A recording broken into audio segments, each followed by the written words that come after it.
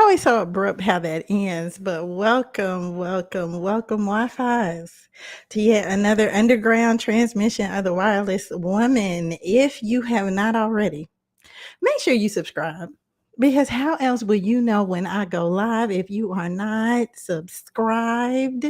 And as you're heading in, make sure you like the content because I already know before we even get started, you're going to love this. Okay. Make sure you drop your name, where you're from, because I anticipate seeing some folks I've never seen before. Welcome. This is room 303. It's still under renovation, but we are all, like this room, a work in progress. I am so excited to share with you all today a very special guest who is new to room 303, but dear, dear to my heart as a fellow revolutionary, and that is going to be Senior Bro Diallo. We welcome him. We welcome him into the fold as we are all trying to find our way out of this matrix-like system in America. Yeah. America, as Diallo would say.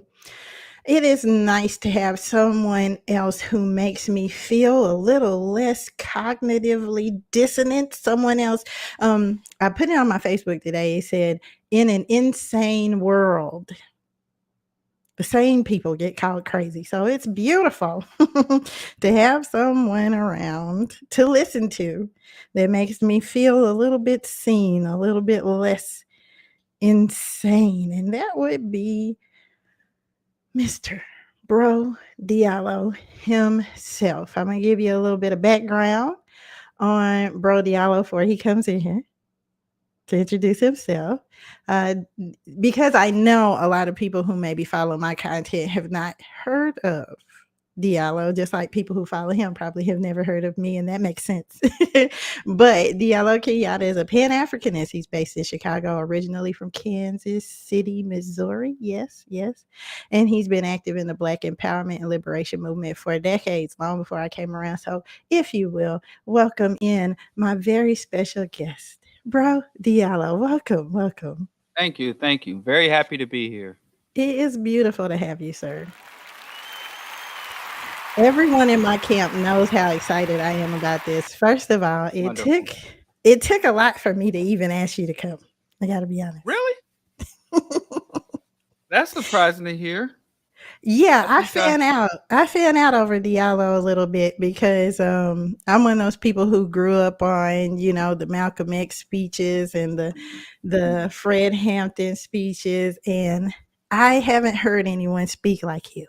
oh, oh, thank you. Now you Yes. didn't set the bar too high. Gosh, it's Yeah, not in a my lot of lifetime. pressure. I'm a little bit younger than you, like this Right. much.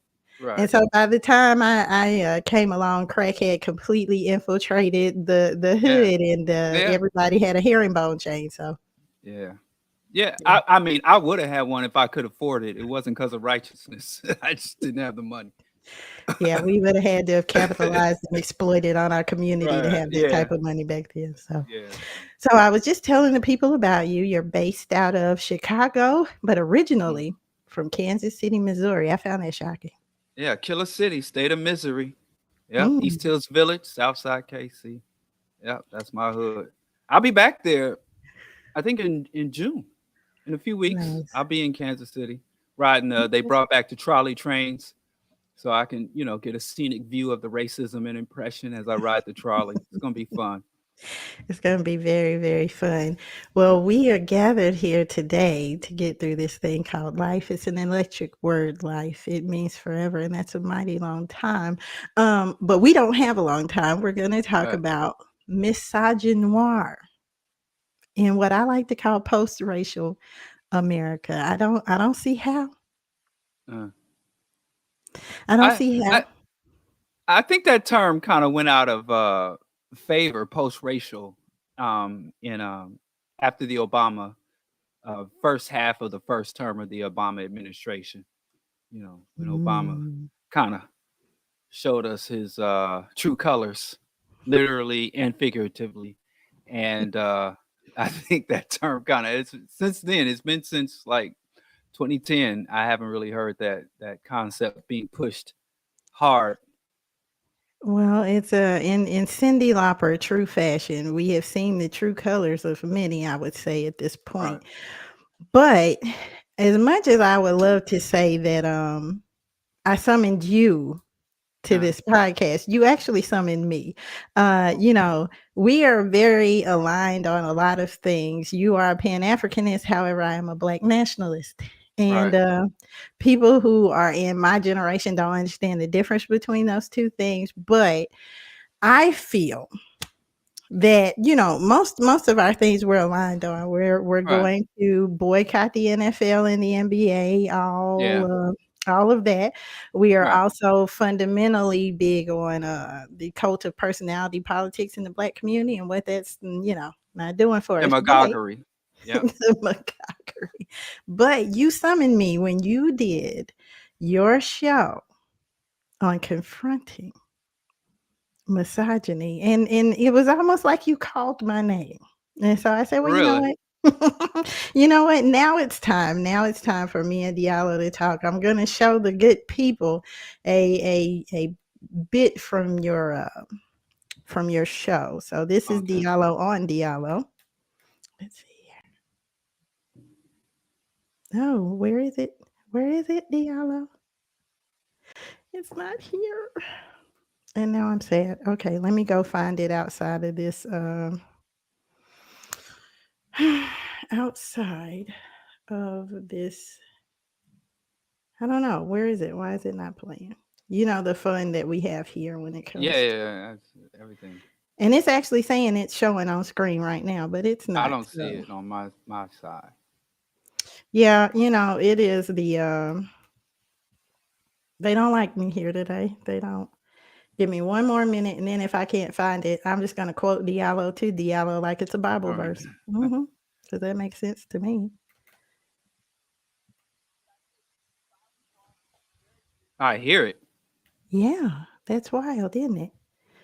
So let me go out, go back in, see if I can find the video again. Um, Opener, show it. Got it. No, it's not there. But I say from misogynoir, which is very real, and it is killing black women, it is maiming black women, it is harming black children, and it's harming the black community. Yeah. Yeah, you called my name on that one, Yeah, Diallo. that You was said misogynoir. I think for the people to have a reference for how we all arrived here, you got to give them a definition, a working definition. Diallo on misogynoir. What is it? oh well, Massage Noir is simply a fusion of the I don't know. It's a cornerstone. Misogyny and sexism is a cornerstone of the culture we were all born into. So it is a fusion, basically a marriage, an incestuous marriage between racism and sexism, or the institutional practices, combined institutional practices of patriarchy and racism, white Mhm. hegemony, and capitalism. So I call it, to simplify, compounding oppression. When a person is the embodiment of the intersections of several compounding oppressions. So it is nothing more than the bastard offspring of patriarchy and racism, and you arrive at misogynoir.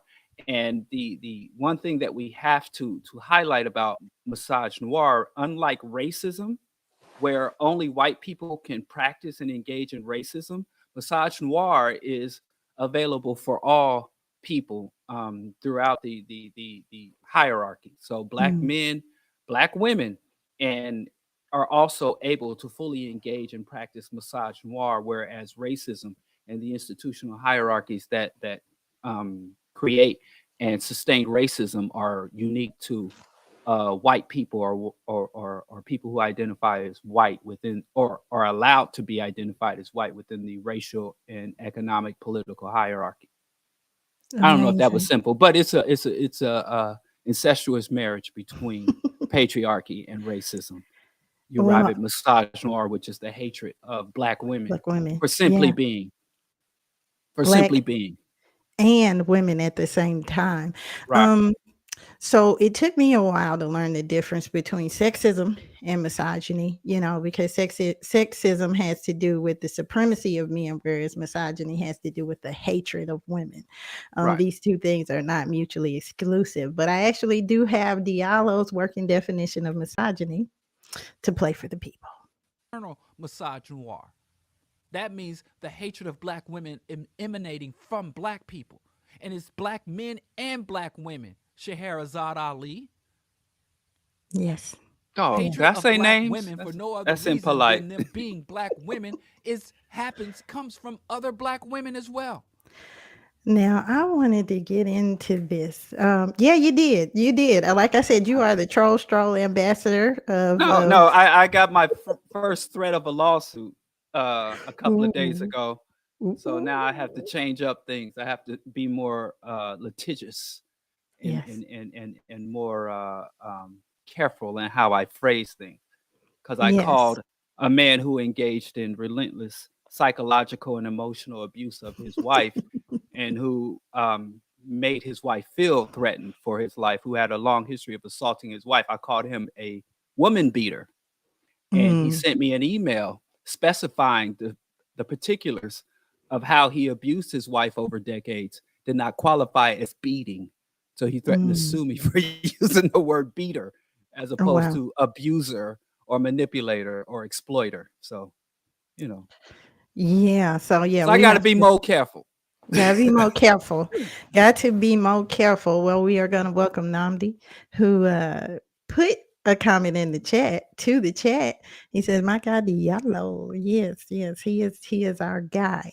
But I really appreciate the fact that you have added intersectionality into the conversation about misogynoir, because for some odd reason there are those who do not understand that there is a unique oppression that goes along with being both black and a woman. And so for that reason I found this delightful, and I'd like Mm, to share it with you. I think this may be the simplified definition of misogyny that we both need to work out of for anyone who doesn't understand what we're about to talk about. right. So here it is. I think you'll like this. I thought that perhaps I had dumbed it down to the dumbest and easiest level, but now we are going to do misogynoir for cavemen. Black have oppression. Women have oppression. Black women have oppression. Unique to black women. Not simply black oppression or woman oppression. New black woman oppression. Black man have unique oppression. Black woman have unique oppression. Both under white oppression. White oppression like Swiss Army knife. Many tools. Many black men try to put away racism, but keep patriarchy. Many black women point out, whole tool fucked. Point out patriarchy hurt black woman. Black man bitch about accountability. Black man very unwilling to part with patriarchy. White woman buddy up for convenience. White man stay winning. Black man very unwilling to say patriarchy bad. Black man want power low key like white man from patriarchy. Big problem for black man cause it don't work that way. Anytime black women point this out, black man get very angry. Black man say, guess we blame black man now. Black man still won't let go of patriarchy. Black man, black woman have other dynamics that if me no make aside for people get pedantic. However, me point is, in game should not be patriarchy go to black man. In game should be throwing out Swiss Army knife. If me hear one more comment say take accountability black woman, me drop boulder on head. Me drop boulder on You head. can't call something caveman and then put in pedantic. Come on, dude. I mean, for those of That's us, wonderful. listen, he's been breaking it down several different Right, ways. right. But I want to reference something because I have become quite a disciple of Diallo in and of myself. Over here on my channel, I love to say that misogyny is just racism's sexy cousin. So I like that you made a caveat there, which I want to hear a little bit more about that. But misogyny is another byproduct of white supremacy, white male patriarchy, which allows black men, as you have termed, Okay. I told you I was going to paint you into a corner now. I've been Uh, listening to Diallo. You called them the all right. powerless patriarchs, but they Yes. have an ability to participate in white supremacy by way of male privilege. Right. Well, I don't like the term privilege. Hmm. I've been fighting against the word male privilege, white privilege. I don't like the word privilege at all, because privilege is something you give to a well-behaved child. It's not something you give Mm. to a genocidal tyrant. So I call it pathology. Mm. White pathology, male pathology. These are pathological processes, not privileges. So where does this lie when it comes to the legitimacy of power bases? Because my issue is that everything we're being told about, I mean, because there's been some violence going across this whole social media concept, and I thought you were a little light on confronting the misogyny. It got confronted, but you promised a part 2 that I haven't seen yet. Most Oh, people I did it. Oh, sorry. I did a No, part 2. Sorry. really? Yeah. Was it on another channel? Because I must have missed it. Yes. Yes, it was. It was on Black Power Media Okay. with Well, with, share with Skip with me. Coon. Share with me some takeaways from that, because I really wanted to hear. I was looking around for Skip Coon, couldn't find him nowhere. Oh, well, I think I pointed out that I kind of talked about black men mimicking white men, and we really from emancipation, Reconstruction, Jim Crow, civil rights, they were kind of like the yardstick Mm, for black men in terms of. Oh, I'm sorry. that was me. So I talked about that. I think I don't know if which um which discussion it was on, but I talked about black men deeming black women worthy. Mm, And so since black men were denied the material or legal resources to act in the way that white men act, even though that was the desire and the standard to conduct ourselves as white men, breadwinners, protectors, so on and so forth. So we were giving this standard of manhood and this definition of manhood, and then we were denied all the material and legal means to achieve that. So that created this, even during chattel slavery, that created this fracture in black men. So I'm the protector, I'm the leader, I'm all of this. I'm not in a position to do that. So I'm stuck in a choice. I could either confront my oppressor mm, and retake that position, kind of where the guy talked about black men becoming the patriarchs, or I can deem black women unworthy, saying, mm, well, I would protect, I would provide, I would, be the support, I would be the man that I'm supposed to be, that this pathological capitalist patriarchy society says I'm be, but you are either too low to mm, be worthy, immoral, too ignorant, too nasty, too loud, too rude, too masculine, so you're unworthy that way, or you're too high. You know too mm, much, you talk too much. So it's not even something, oh, you're either a thought or you're a job stealing, frigid, bed wench. So mm, black men, as an ego defense mechanism within ourselves, begin to construct this unattainable image of what a black woman should be in order to be worthy mm, of us giving her shit that we didn't even have to give her anyway. Even if the black woman made herself, if every black woman tomorrow woke up and was magically Scheherazade Ali mm, and was conducted herself as the submissive, feminine, just sexual enough to be attractive, but not sexual enough that any other man would find you attractive, and all this shit, innocent, virginal, we still don't even have the resources or the status to even give you that. So mm. it is literally an insane, unattainable thing.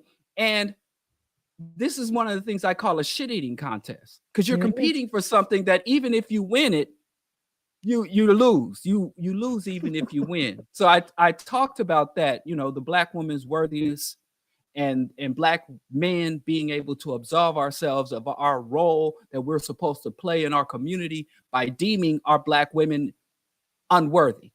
She don't Unfair. support us enough, or she do too much and she's out here taking my job, or she refuses to bring a job. She wants to own the table, or she, And another trick with this black woman is cool. I notice a lot of black men that use the rhetoric about the black woman is queen. And how does a black woman prove that she's queen? By behaving like a peasant, by Yeah. submitting, having no idea, or that the black woman is God or goddess. Oh, I met the black woman. So these are traps that a lot of black women fall into. Yes, sir. They fall into these traps trying to live up to this unobtainable, absurdist relationship or interplay. And a lot of black men and women have bought into this, and it's harming us both. It's rendering us incapable of having functional and mutually supportive relationships, and it's rendering us, which is most important, incapable of organizing to dismantle and destroy white hegemony and global capitalism, which is what we ultimately have to do for any relationships to be functional and healthy. We can't have any healthy relationships under that's why I don't know if you saw my presentation on Black love is not revolutionary, nor should we want it to be. So in order to have true love and true relationships, there's this hurdle of all relationships are corrupted by capitalism, white hegemony, patriarchy, and theology. So these irrational delusions that feed into that feed the pathology is Yeah, that's very much the lane that I have been on. I actually have Diallo on capitalism. And every time I'm listening to what our men are saying they need out of us in order to create a functional, thriving system, it sounds like the Kardashians telling everybody they need to work. But I have Diallo on Diallo. So check this out. Let's see. Racism and capitalism are connected. And the connection between racism and capitalism is in this modern context. I like to quote Claude Anderson back when he was saying, when he said that racism holds Black people in place while capitalism steamrolls over us. So I feel like misogyny is holding Black women in place while patriarchy is steamrolling over them. But my loss in the whole situation is, what is the end game? If the reason why I picked the backdrop of post-racial America is because I'm increasingly hearing Black men say things like, I'm not a Black this, and this goes all the way back to the 70s when it's like, I'm not Black, I'm OJ. And so all of the accountability for the Black community, for me, I feel like the out for Black men that I've had association with is, well, we're not Black anymore. We're not Black. We're not responsible for all that Black stuff and all those Black problems. But then at the same time, they're holding this huge weight over the head of Black women, that Black women, Black feminism, welfare, all of these trappings that we brought into the community have been the failure of the community, like you said, have been the reason that they can't participate. So how can it be both? How can we eradicate Blackness, but at the same time be using it to divide the community? Because Misogynoir feels like crack in the 80s to me. Right. Well, I think Misogynoir. Well, I mean, let's deal with the racial component first and race. Black people, before we can make race anything we want it to be, whether that is to eliminate racial hierarchy or to make or put ourselves to flip the racial hierarchy with Black on the bottom and white below, or like you said, post-racial colorblind, before we can do anything with race, we have to take control of the means of production and the institutions of the society. There you go. So we can have ambitions in terms of, I'm no longer Black, or I'm no longer this, but Huey P. Newton told us power is the ability to define reality and have it act in the desired manner. So Black people are in no position to dictate that race is no longer relevant or race is the most relevant thing. Now, internally, as a community and a culture, we do have the ability to make race first a value and a goal within our community. But within the greater society, we do not have the power to do that, but we can organize towards that. So a lot of these Black people, there is a long history of African people denying our heritage because we were essentially defeated. We were invaded, colonized, dispersed against our will across the globe, had our identity stripped. It's basically called what Dr. Marimba Anishi calls the Ma'afa. And as a result of that, when our humanity was legislated back into existence, we went from chattel, from human beings, to chattel, livestock, to back to human beings. And when we were redefined again, once again, as human beings from chattel, our identity was that of US citizens, but second-class citizens. And so Black identity and who we are and how we define ourselves, self-determination, has been an ongoing and evolving struggle. And there's two ways that people can be unified in that struggle. That's externally, or as Gil Scott-Heron said, people can be unified by their love of each other, or people can be unified by barbed wire fences. So there's two types of unity. Unity that is imposed on you by your oppressor, meaning that you're Black, and this is what we define Blackness as: criminal, thug, subhuman. And this is where we say Black will live, in slums. This is what we say as the ceiling for Black, as high as Black people can rise. This is the role you will play in our society. This is how our society will define you. And we can get to the position where we say we reject that. But it's not enough to just make the proclamation we reject it. We have to organize ourselves and put ourselves in a position of power to destroy our oppressor's capacity to do that. So until then, we are in a racist society that is a racial hierarchical society, and it harms us as Black people to engage in the fantasy of being post-racial without engaging in deconstructing the racist institutions that impose a unjust racial hierarchy on us. So that's the post-racial thing. And then in terms of we're post-racial, which is very strong, which I encounter even amongst scholars and activists that I organize with, this concept that Black women conspired with the government to destroy the Black family through welfare. Black women conspire. I had a brother go online and research all of the specific grants, business grants and scholarships that were targeted at Black women. And he gave me my inbox full of it, and was like, look at all these things that are set aside for Black women. Black woman is the enemy. Oh, I'm gone. Do not ask me what happened. Oh, okay. And so and we found out today cheaper isn't better. Right.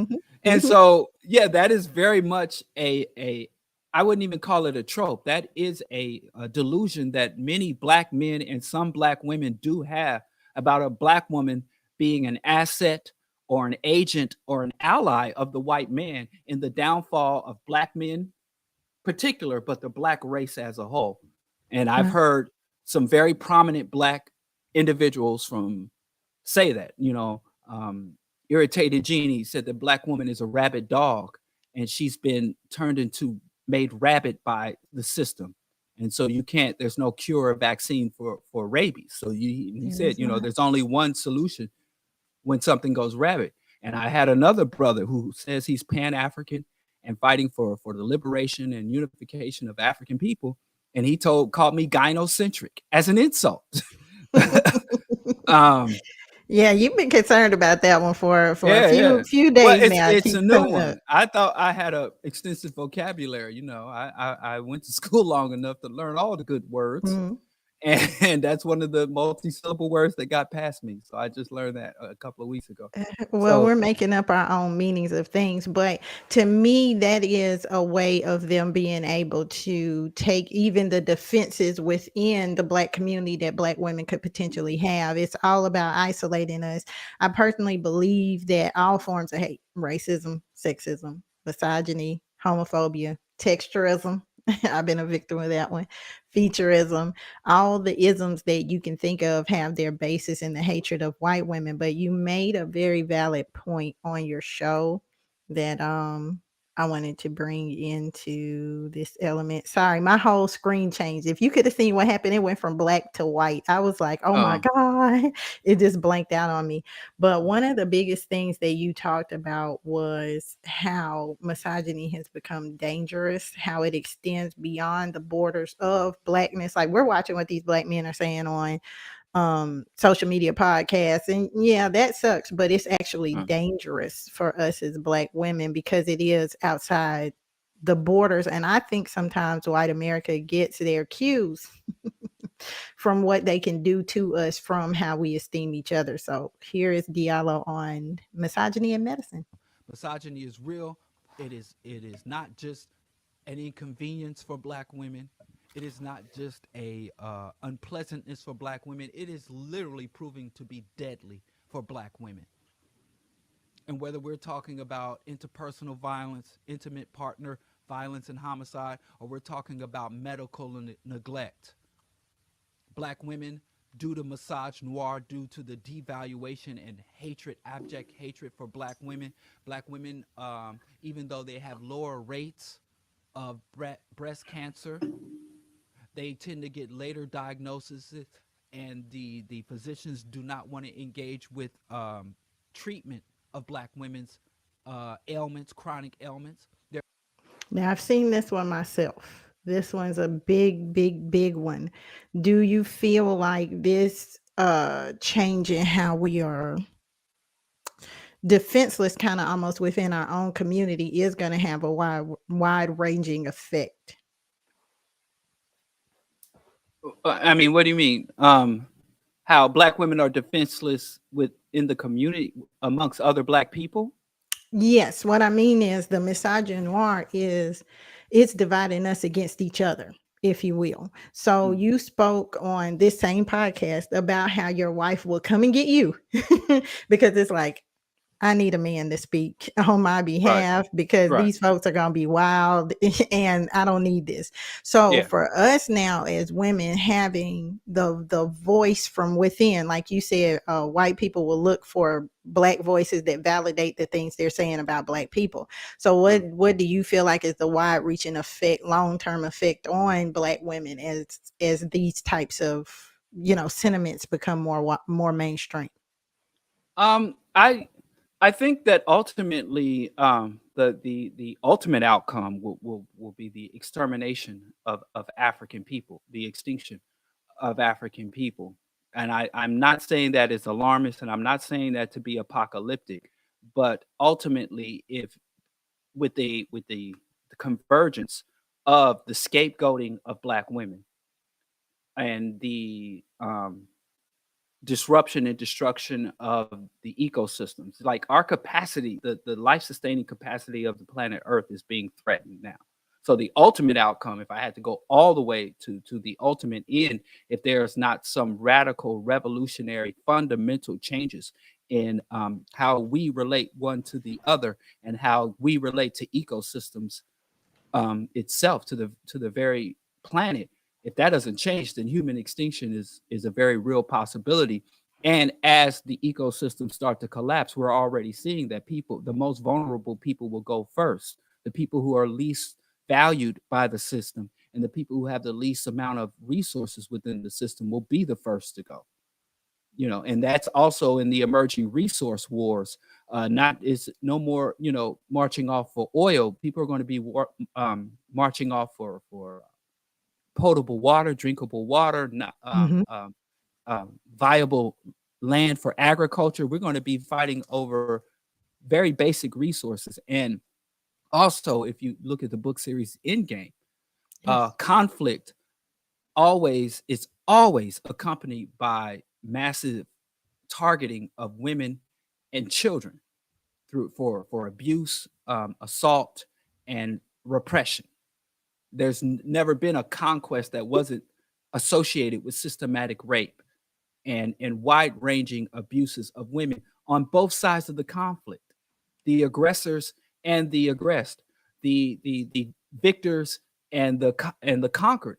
That is always accompanied by warfare. So women, the more societal instability we see and environmental instability we see, you'll see an intensification of the exploitation of women, the passage of laws to restrict women, the passages of policies to force reproduction on women or to turn women into incubators, essentially, that have no bodily autonomy. So that's all convergence. So the ultimate outcome is extinction. But as we roll towards that without organizing for Pan-African liberation, you're going to have increasing chronic disease, shortened lifespans. The women who are born and grow up will be smaller in stature, with more psychological and physical ailments, contamination, dioxin in the breast milk, microplastics in the brainstem, more isolation. So higher rates of and the issues that come with that, drug addiction, self-harm, suicide, more institutionalization, whether it is in mental institution or incarceration, through either survival techniques or through failing to submit to the restrictive policies. Women are going to start being imprisoned for miscarriages, and Black women have a much higher rate of miscarriages right. And now miscarriage can be associated as an illegal abortion. It's already happening in many other theocratic nations that have outlawed abortion. So what's going to happen? Chronic disease, injuries, isolation, addiction, and all those other social ills that come, they will be intensified, more dysfunction, up to we completely lose the capacity to reproduce ourselves and to function and feed and house ourselves on the planet. Okay, you spoke about unless, because I mean that's a lot of doom and gloom right there, Diallo. That's just my game. Okay, that makes me feel like Doc Holliday in Tombstone. But you talked about the need for revolutionary action. In the Gospel according to Diallo, what would revolutionary action look like? Well, the first internal revolution, revolution is an intellectual endeavor. We'll have to change our worldview and social theories, and as we begin to think and in a revolutionary capacity, then we can have a radical analysis. After having a radical analysis, which is basically diagnostics, you have before you can cure a disease, you have to properly diagnose a disease. If you do not properly diagnose, meaning if you do not have a radical revolutionary analysis of the nature of oppression and the state of society, whatever solution you implement can harm you. Meaning that if you have a severe stomach ache, there are a number of things that could cause your stomach, from a metastatic tumor to indigestion or gas. And you can get the best treatment, but if you get the best treatment with the wrong diagnosis, you will exacerbate the problem. So what a lot of Black people do is we have justified outrage. We know there's something wrong, but we refuse because we are about action. I'm not about all that talk. And so we reject dialogue and discourse, and we also engage in a high rate of anti-intellectualism, which is menticide. So once we get the radical analysis, we radicalize ourselves. We develop a radical analysis and critique, and then you start to construct an outlook, social theories, agendas. And I know this is not the sexy part because they don't make movies about this part of revolution. Every time we go see the Battle of Algiers or a documentary about the Haitian revolutions, they go straight to the machetes, or they go straight to the Kalashnikovs, and they go straight to the trenches. They never show the time that Kwame Nkrumah, Che Guevara, or Patrice Lumumba, or Assata Shakur spent studying, researching, dialoguing, discourse, debating. So after all that, then once you got your mind right, free your mind and your ass will follow. That's when you start to engage in revolutionary organization based on radical analysis.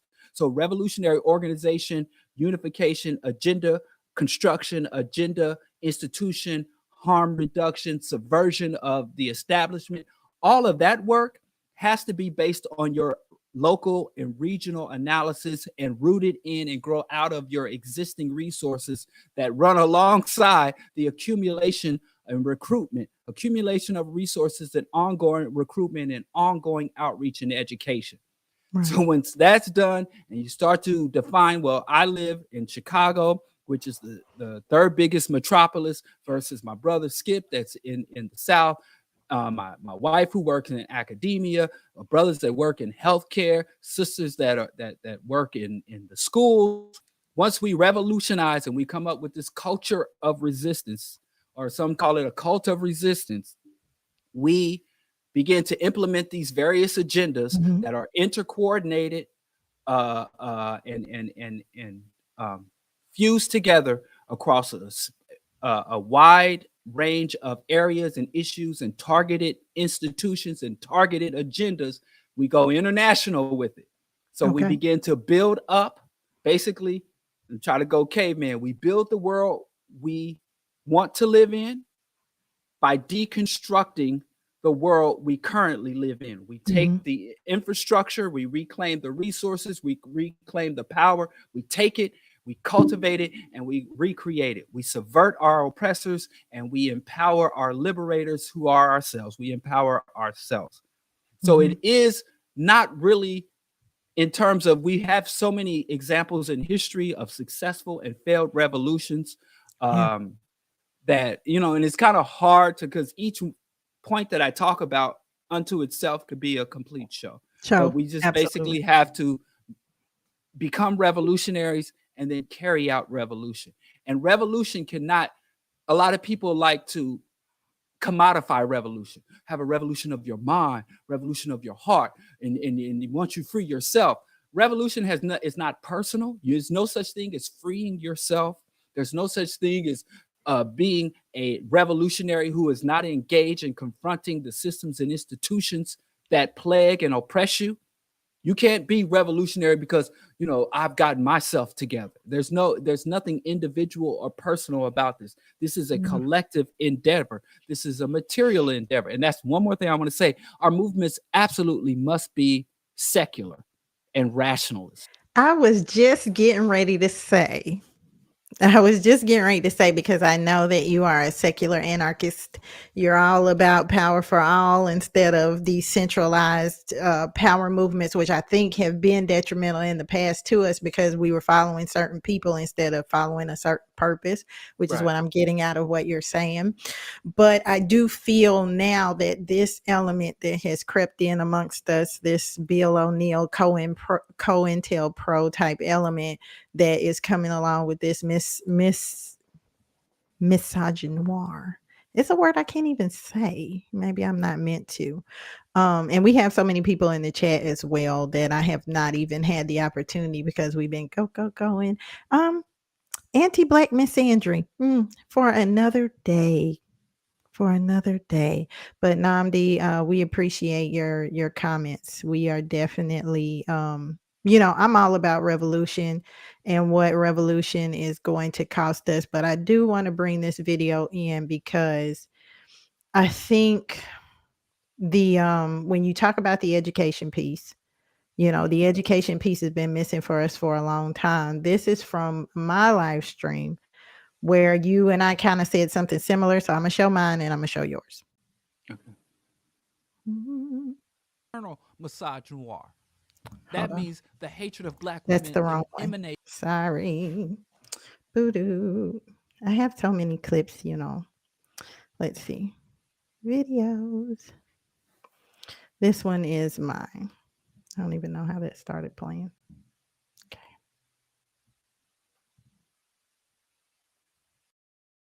That I feel like when it's a man's issue, we as women, we're going to go out, we're going to go support. But then when it was Roe versus Wade, they just let it happen. When it's about women's issues, when does our issues ever come on the docket and we get the full scale of support? When we talk about gender pay gaps, when we talk about discrimination for Black women in medical care, like none of these things become part of the Black agenda. And I think that could be responsible for why so many women are stepping back out of those political spaces, because what's the reward? That I feel like when that one was mine and here is yours. And I know I don't think misogyny, sexism is an issue for black women that black women should be talked about. I think black men, we need to start talking about this. And dealing with the issues that confront black women specifically does not diminish or harm or detract from the issues that confront black men. Dealing with issues that confront black youth. There are issues specific to black youth. There are issues that are specific to our black elders. There are issues that are specific to our black LGBTQ plus community. There are issues that are specific to black disabled people. And acknowledging some of these particular targeted communities will only strengthen our larger struggle for justice. You cannot have a liberation or justice struggle that tells any member of the community you have to be quiet about the issues that target you specifically and sacrifice yourself for the greater good. That is not a good thing. That is not positive, and it doesn't work. The only viable struggles are ones that allow a space for everyone. There you go. See, that right there. That's what I'm talking about. This It's bothering is me how that scarf is clashing with my sweater. I gotta well, do better.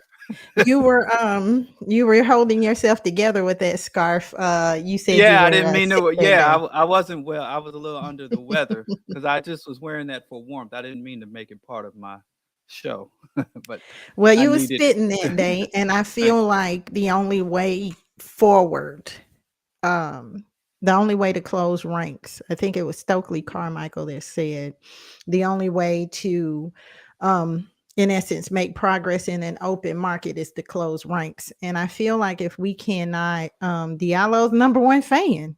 You got to Oh, know this person personally. They said, I'm Diallo's biggest fan student. I appreciate his work. He's encouraged me to study and go vegan. And I'm all gonna right, let that's what you, it's all about. yeah, I'm gonna let you convince me of that one right there. You've turned me Get off the on swine. anarchy, so the veganism is next. But it says what I Right. despise is seeing religious black people identifying sexism in their religions. hmm hmm And Mm. I think black people love religion partly for that reason. But my question is, how do we create a revolutionary state? How do we as women participate in that revolution without being able to close those ranks around the fact that most of these are issues that have to be taken up for men, by men, with men? It isn't even our fight. Well, if you want me to speak to women specifically, then I'll put on my manosphere cap. Let me tighten it because you want me to deal with these females. That what you do with these We about to get a females. million. We about to get a million views now. We about to go Give the viral. people a These soundbite. right. Listen, I didn't call you the troll stroll ambassador for no reason. Okay. All right, let's talk about these females. Okay, in terms of black women, because I have been anti-feminist for a long time. And the reason I'm anti-feminist Mm-hmm. is because it doesn't go far enough. Mm-hmm. And, there are some caveats to that because anarcho-feminist, communist, feminists within the anarcho-communist movement or radical feminists. That's why I don't like the term TERF because it's a trans-exclusive radical feminist where Dave Chappelle called himself a TERF.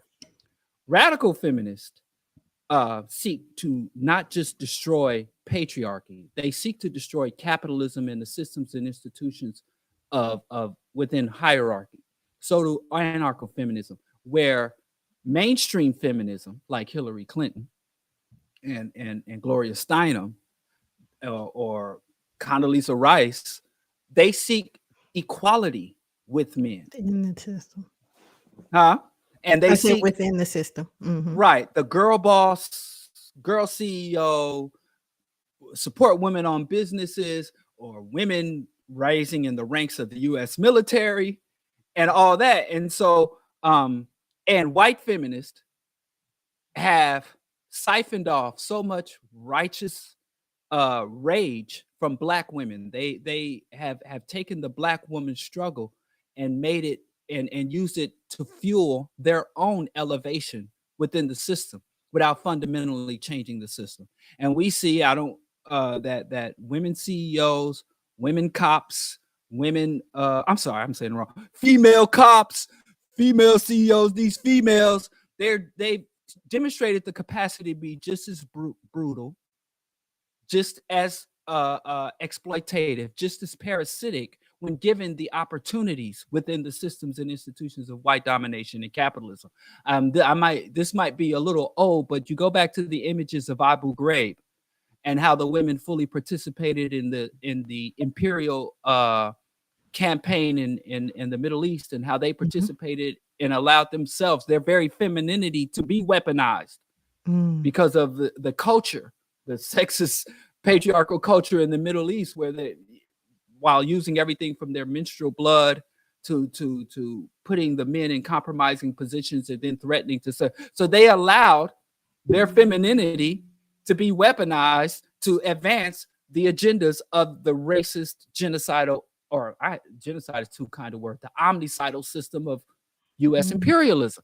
So women have to go further.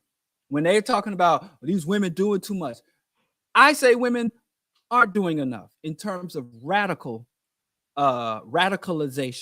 There's one more thing. I keep saying women. These females, these females, a lot of times, black women put it on black men. This broke boy, broke nigga trope, where you impose on black men. You want the black man to get all of the material benefits of capitalism and patriarchy, but have none of the pathologies, not privileges, none of the pathologies. So I am to go out into a racist, sexist, patriarchal, predatory system and accumulate fiat, make a whole lot of money, and then come home and take off that same predatory mentality that allowed me to make all that money, and take it off when I take off my Brooks Brother tailored suit, and then be a humane partner. So you want Donald Trump in the streets, and you want Patrice Lumumba in the sheets. So that has been something that I've seen quite a bit. Even conscious and feminist women, when they start to mock black men for our lack of money, our lack of status, and our lack of achievement within this system, when even white people understood, when they talk about broke black men, the broke black men were the black men who failed to integrate into the system. The black men who were able to integrate into the system and elevate into the system were considered broken in. And when a black man failed to get with the program, he had to be sent to special facilities to be broken. So a black man isn't broken when he lacks money. He ain't broke because he doesn't have money or car or status, or he doesn't measure up to the standards set by our oppressor. A black man is broken when he embodies the standards of our oppressor. Mayweather is broke. You know, Obama is broke, is a broke boy. And so in terms of black women becoming radical, I see a lot of times these black females there we go, be radical. So there's a critique on both sides. We both have things we need to work on both sides. So, and you ask about these females, so I'm gonna just tell you about how they do. So be more radical, be more revolutionary, you know, if you must, be more intensified, because I don't think it goes far enough. Because when black women just start to say, hey, black women have particular issues. Oh, y'all getting out in front, or, you know, y'all are distracting from the movement, or taking away or diminishing the struggle, or causing disunity. I say lean harder into that. Go harder into that, because if this shit is not broken, we see what political, legislative, policy reforms happen, but the culture is sustained. We look at South Africa, which could be defined as the rape capital of the world if you exclude certain places in Southeast Asia, the rape capital of the world. So how did freedom for black people, which wasn't true freedom, result in things like what is called corrective rape become commonplace?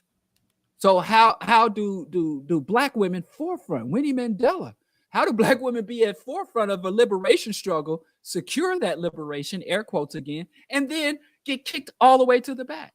All the way to the back of the bus. Right. Even though you were on the front lines of the struggle and you in the back of the line when it's time to line up for the concessions and resources and status within the new system. So it's a trick. So it's not enough to be, oh, you know, my girls, my sisters, girl power. It has to be revolution. It has to be revolutionary, because if it's not revolutionary, then it is just another integrationist movement. And women's integration harms women and the community as a whole, because every harm reverberates. You know, a lot of times I have to talk to brothers in terms of how sexism, misogyny, and patriarchy harms black men. Because if I just leave it limited to the effects it has on black women, they're not trying to hear it.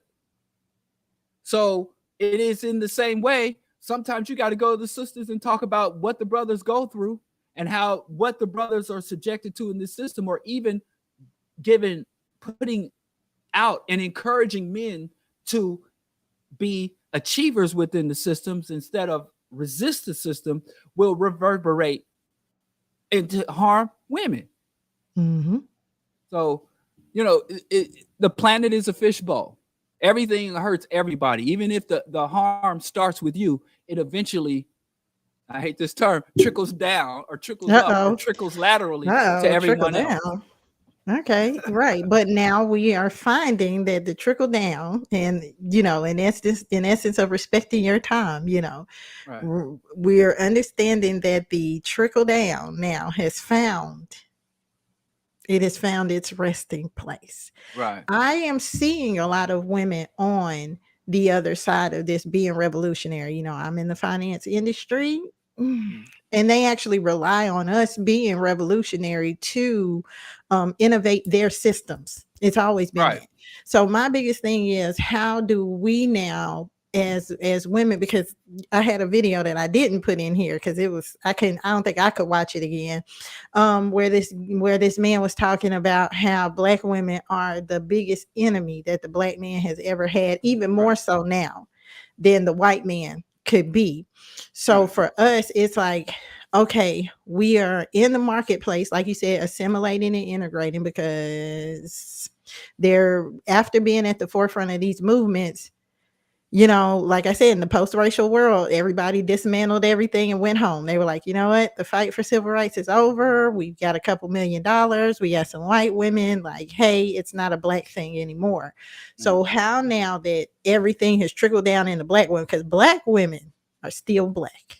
They're still black. So everything that's revolutionary, in my opinion, that's happening in the black community almost rests completely on our shoulders, whether we can bring black men back into the community, whether we can gather the assets and the resources that we need, the education piece. You know, black women are out here outpacing the male counterpart. And like you said, we're being deeply integrated into this system. So how can revolution happen in the backdrop of all of the elements of what we're being asked to take on? We got to be revolutionary and assimilated at the same time, because we're not secured that same protection, access to resources, blah, blah, blah, blah, blah.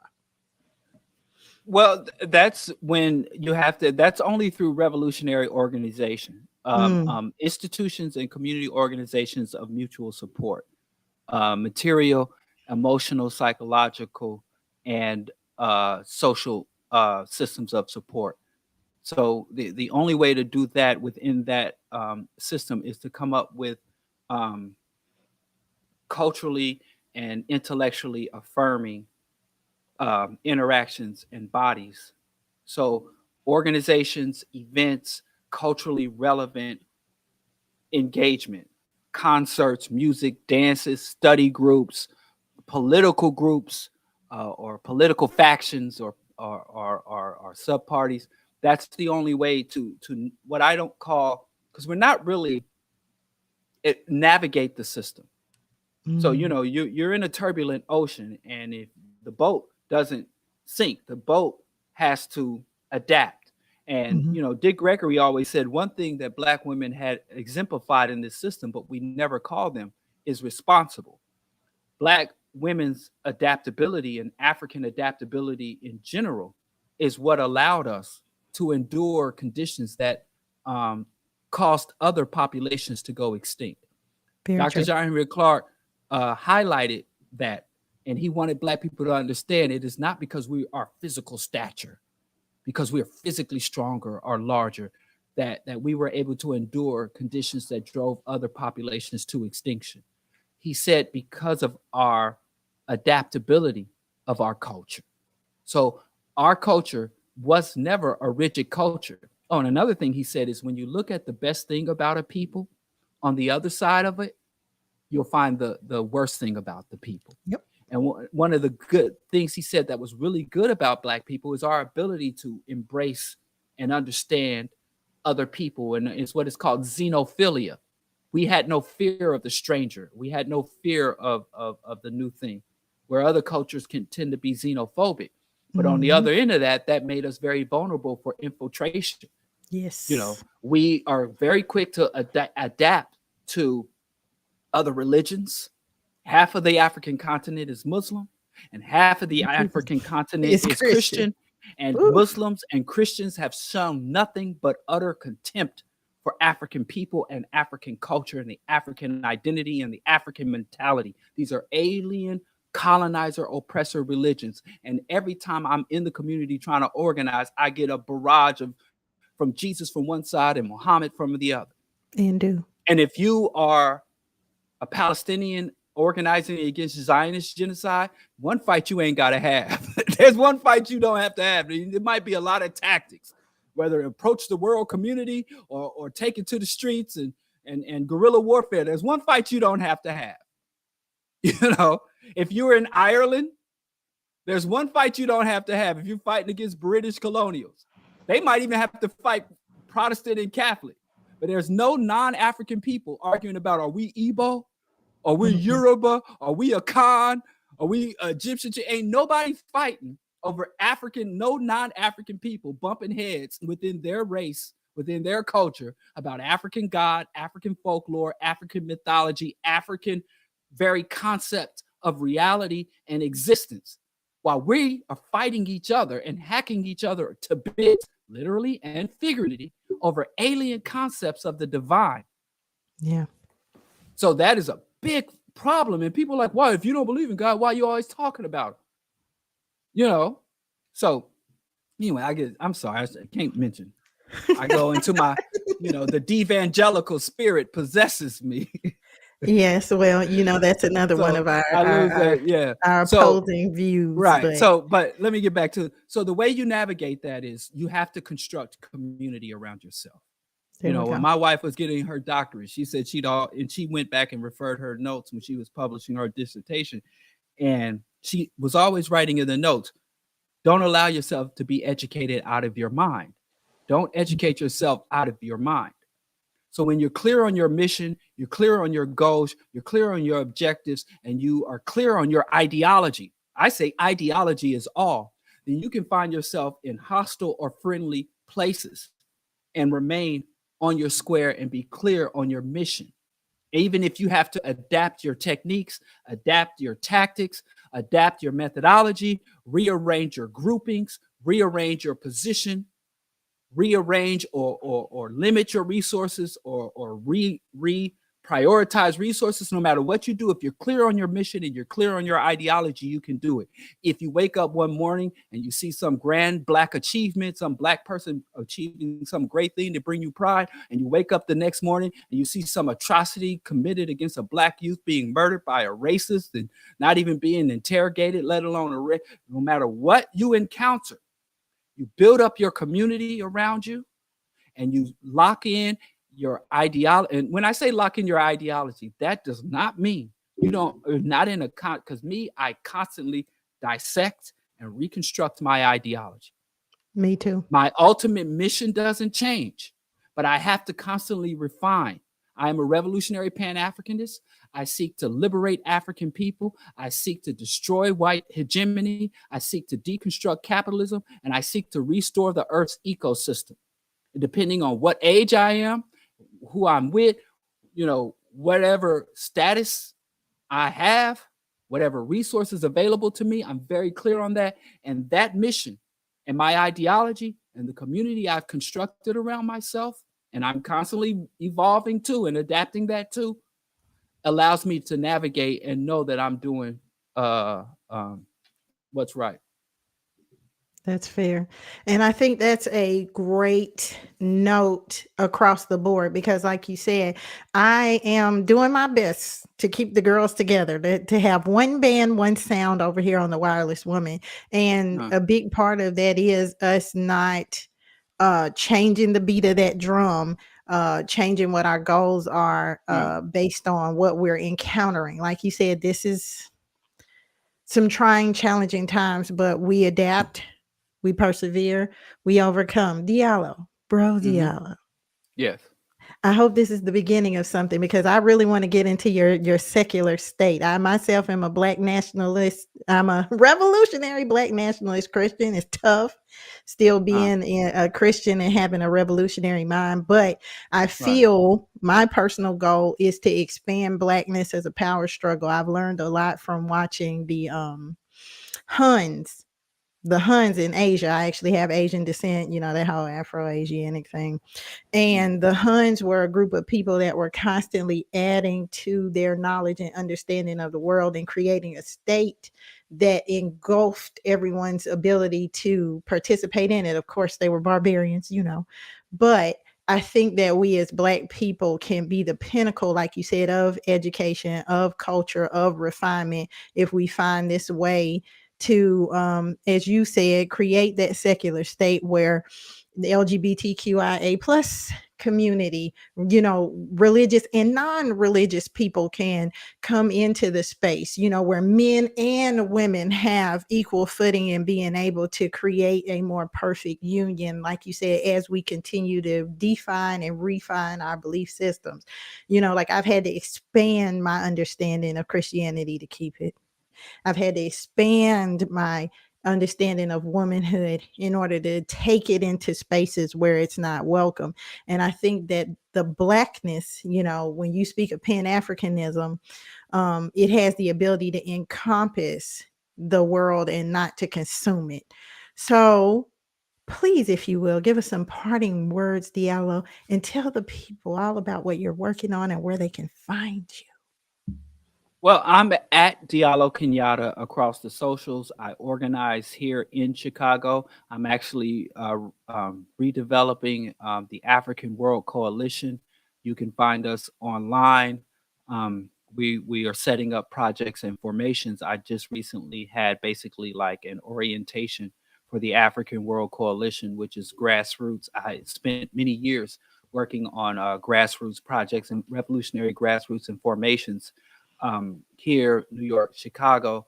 And just as the pandemic hit, I kind of had to put some of that on hold, where I'm reinvigorating and reemerging to do grassroots. And I took a break for a couple of years to engage in advocacy because Mm, menticide and delusions, infect not just the Black people, but the conscious Black community has been plagued by a lot of delusions and backwardsness yeah. and reactionaries parading as revolutionaries. So I Yep. was very fortunate with the Bro Diallo show is specifically to reassert rational discourse, to reassert the true revolutionary academic evidence and facts based analysis of the Black condition, and to articulate our position, articulate the harms that are happening, and trying to motivate African people to engage in true revolutionary struggle as opposed to reactionary or what I call political tantrums. Yeah. There's a lot of Black people that understand that we're oppressed, but as Dale Jones said, we lose so much we don't know what victory looked like. So we're trying to implement victories or implement solutions that will worsen our condition. That can be found throughout the ADOS and Foundational Black American struggle, who have co-opted and corrupted the very concept of liberation. We can find it in just naming names. There's been a lot of, and even I at times contributed to this dysfunction and maladaptations within the Black conscious community and the Black liberation struggle.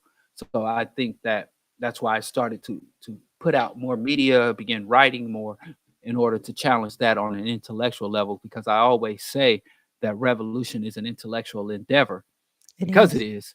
It is. And so I wanted to begin to play a bigger role in that component of the struggle as well. So anyway, Yeah. you can find me at Diallo Kenyatta across the socials. Send me a message. And I'm always sharing you over on TikTok because you don't I have appreciate that. you No, I don't have, have a TikTok. Well, you you see have all my these grades. support. I'm an old man. Well, listen. If I I have anything to do with it, they will know your name. appreciate it. I do So appreciate that. I appreciate you being here. I know it's an education for people who are students of my content. I try to meet everyone where they are, you know, and it's a work that has to be done. It has to be continued. And I got called out, as I always do, for being the walking contradiction that I've always claimed to be. But he said that, how are you an anti-sexism and a Christian? Listen, Diallo's #1 fan. I hope that you will come back around so that I can show you how. My biggest thing is we have to be all things to all men so that in some ways we may gain some. There are factions of the diaspora that are strewn all around in these areas, and you would be surprised when you treat the Bible like folklore, the ability that you have to deconstruct belief systems that people have, because you'd be surprised it's a very versatile book. But I say that to say that there's room in the struggle for liberation for all of us, wherever we're coming from, to meet each other and to meet the challenges of being, like you said, a unified multilateral state. I think people think that unification means that we are all marching to the beat of the same drum, but it doesn't. It means that we're a symphony, and like you said, we all have a certain part to play in creating a Black African state, as a Black American, because my whole thing is a little bit different, and you've not been privy to it, but I'm actually very, very deeply steeped in some things that I don't feel like stop me from being part of being revolutionary and searching for liberation with those who are like-minded enough for us to put those things aside and continue, which is what you said. So I have your bio down in the description box that does talk about a lot of the movements that you've been a part of. I want you to update me on what you have going on so that I can put it in here and everyone can connect with you. I want people to know that I rocks with Diallo. We don't agree on everything, but I definitely think that you are on the right track as far as being adaptable with what we have now to work with and continuing to move forward with revolution, not just for our people, because I don't think everyone understands that Black revolution has within it the liberation of all vulnerable, marginalized people. So continue to do the work. I will be there to support you. Thank you for your time tonight, and thank you for all who tuned in. Hopefully we can be back here eventually talking about that new Chicago mayor. Need to know Anytime. your Yeah, I'm thoughts. watching them. Yeah, time to put feet to the fire. Yeah, I did vote for Brandon Johnson. So let's Very see what rarely happens, because I heard the to the police done stopped candidate. working up there and everything. Yeah, they doing their tactics. We'll see. Yeah. He's not a dummy, so we'll see. Well, next bet time, next bet station. You have a wonderful night, Diallo. Thank you for All coming right. on, Thank you so and I'll much. see you on All the right. flip side. Next time, sis. Bye-bye. Listen, we had Diallo in the building. I myself am not nearly as revolutionary as he is, but as he said, creating community is about getting these new views, this new information. I think the most revolutionary thing about what I'm trying to create over here in my content and on my channel is the ability to change, is the ability to take in new information and to be creating something, as he said, that's flexible, because certain parts of what we believe about the world as Black people is no longer serving us. And we all have to begin to reevaluate community, what it means to us, and what extent we're willing to go to in order to revolutionize our own thought patterns, or else we will, as he always says, remain reactionary. Something will happen, we'll respond out of the reservoir of who we are and what we have available at the time, instead of using this time now where there isn't all this action going on, like he said, to begin to create an education around these terms. Most of the time when I talk to people about being revolutionary in our thought patterns, they don't even understand some of the terms. They don't understand the difference between capitalism, socialism, communism, and school of thoughts, the difference between patriarchy, matriarchy, and anarchy. This is Diallo is the first person to make the secular state make sense to me, because I come from a religious background, and I don't care what anyone says. I'm not going to crap on people who are in those thought patterns, because they are also our brothers and sisters in bondage and in chains. You know, having come out of that space, I was raised Jehovah's Witness, you guys.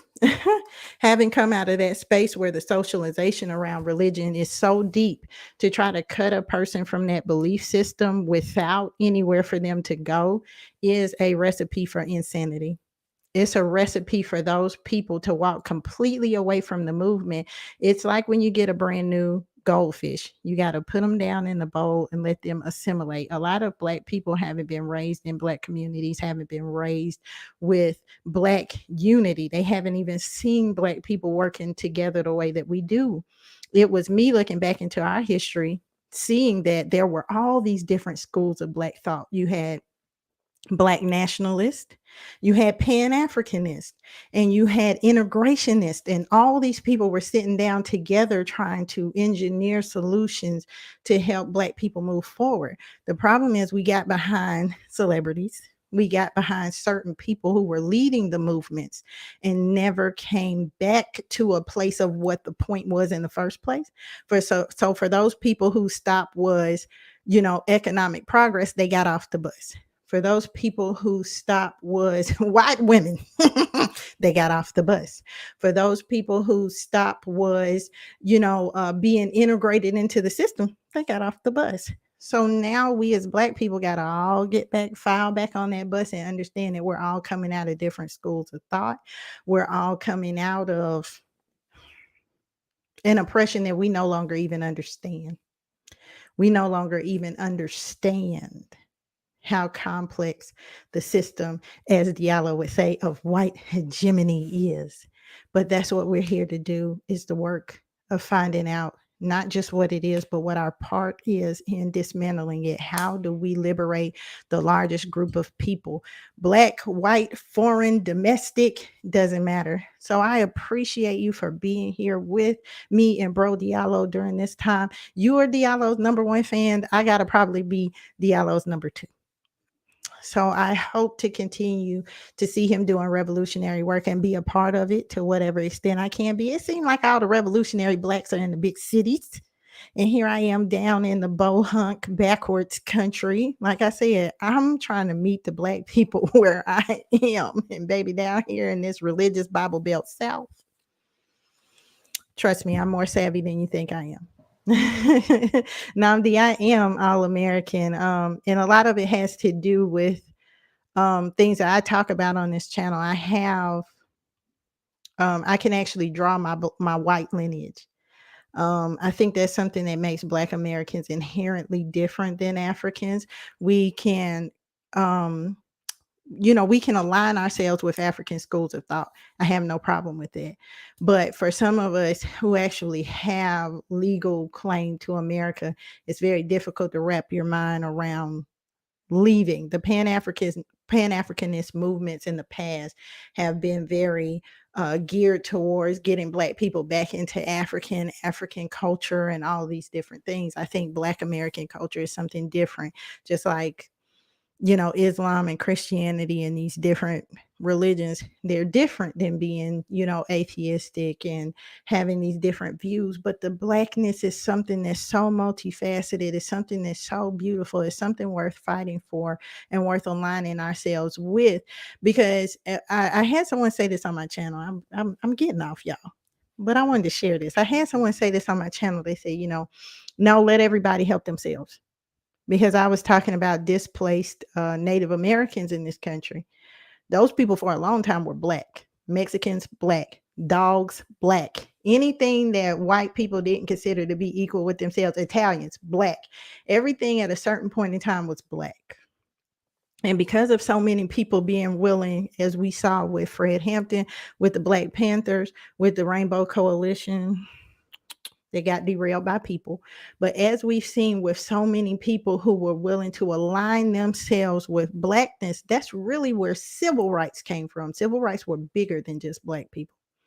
And a lot of people, women, immigrants, got rights through the plight of Black American struggle. And this is not to isolate myself from anyone else, but to tell the story of Black nationalism and what it is.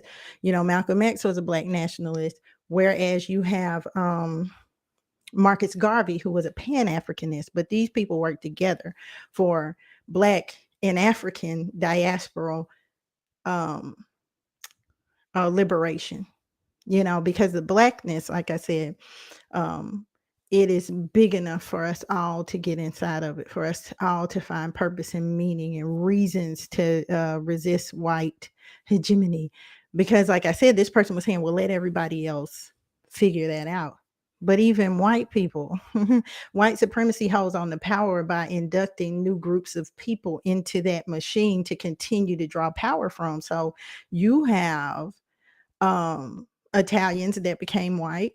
You had Irish people that became white. You had Jewish people that became white. You had Hispanics that became white. You've had men who have become white, and it feeds into the white power structure. When people can receive privilege, as Diallo said, the word he doesn't use, but when people can receive privilege from aligning with the white power structure, that's what they will do. And I think that when we as Black people are able to put forward the type of machine that will provide liberation from oppression